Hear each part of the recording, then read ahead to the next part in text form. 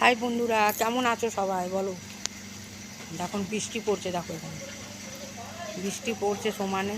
দেখো গাছের পাতাগুলো, দেখো জল পড়ছে, বৃষ্টি ছাড়ছে না। দেখো তোমাদের একটা জিনিস দেখাবো, দেখো এখানে মাছ পোষা হয়েছে। মাছ দরকার আছে তোমাদের?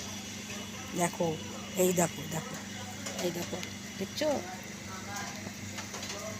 দেখো এখানটাতে মাছ হয়, মাছ চাষ হয়। এই